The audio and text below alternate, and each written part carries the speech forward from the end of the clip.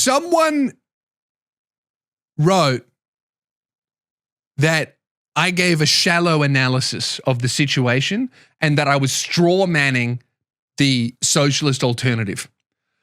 I literally quoted word for word what the leaders said themselves.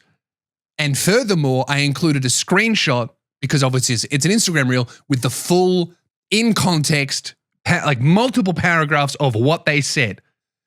So if you hear what they said and read multiple paragraphs of what they said in context and go, that sounds like a straw man, you're trying to make them sound like an idiot. I don't know. Maybe they're actually just retarded and you think that, and now you're like, oh no.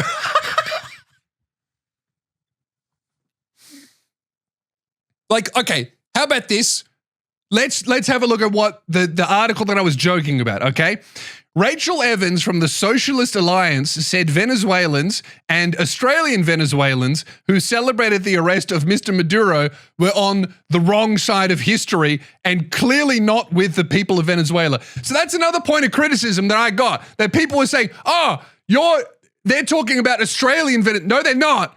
They're talking about Venezuelans in Venezuela celebrating. They're saying you're not with the people of Venezuela. They're there. They are them. Ms. Evans cited increased cost of living, neoliberal economic model, and privatized coal and gas as evidence of how the U.S. intervention would not benefit the people of Venezuela. And then the article goes on to say, Ms. Evans is not Venezuelan. However, traveled to the country for 3 weeks in 2006 as part of the World Social Forum. And here's a quote from her.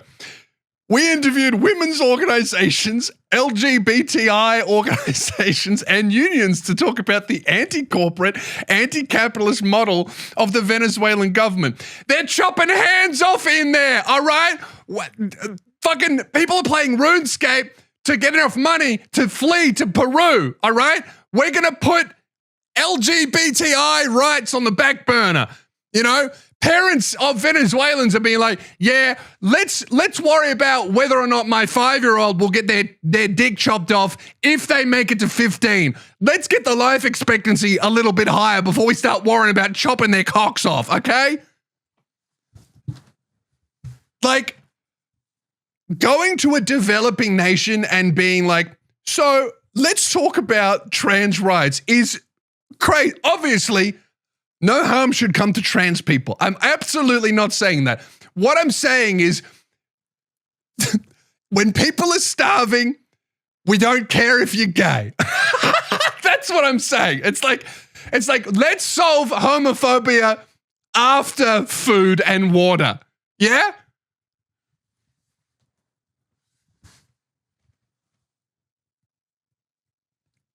Like if I was on an island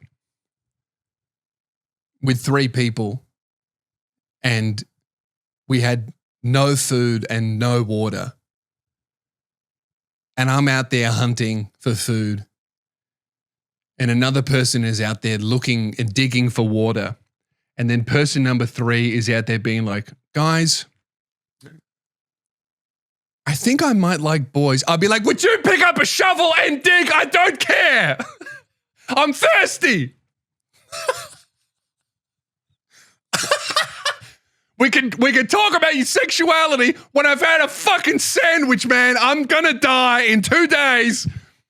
We can figure out all that gay stuff later. You know? That's like, it goes food, water, shelter, women's rights, children's rights, gays, animals,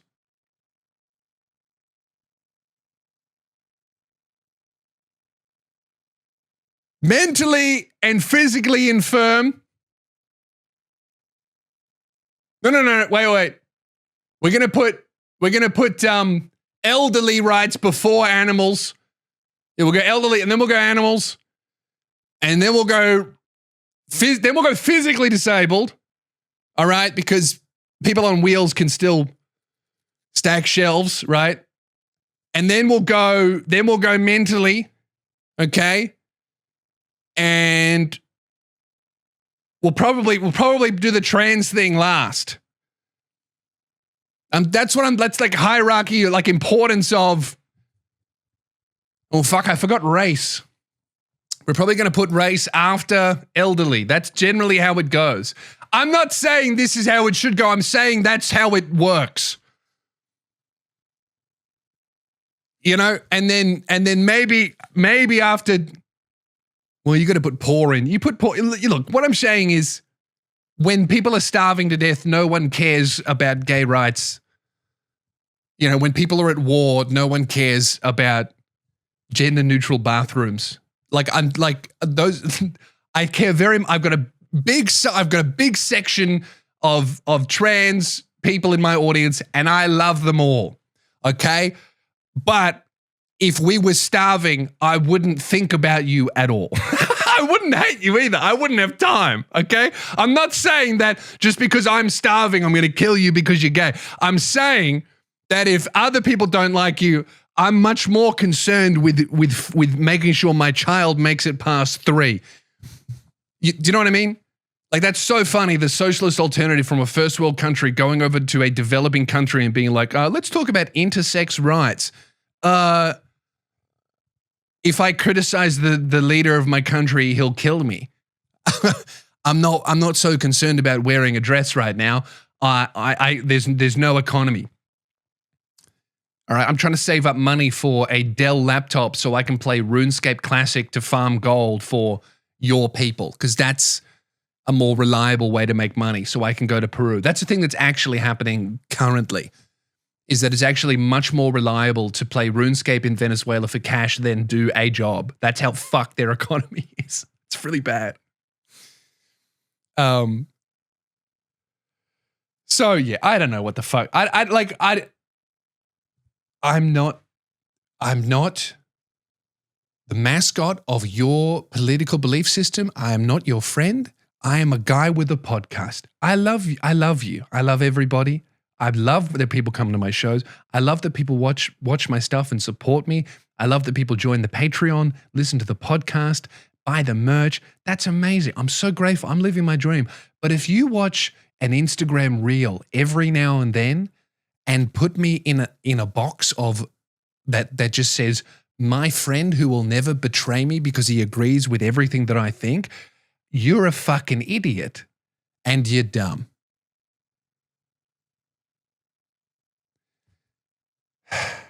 I feel better. Do you feel better? I feel like I've gotten that off my chest. I feel like I have to do this every 6 months. I have to burn off like a bunch of fucking toxic right-wing chuds and a bunch of fucking mentally unwell left-wing people that will never achieve anything in their life, and that's my fault. And both of those groups are so fucking annoying. Go away. We're trying to laugh, okay?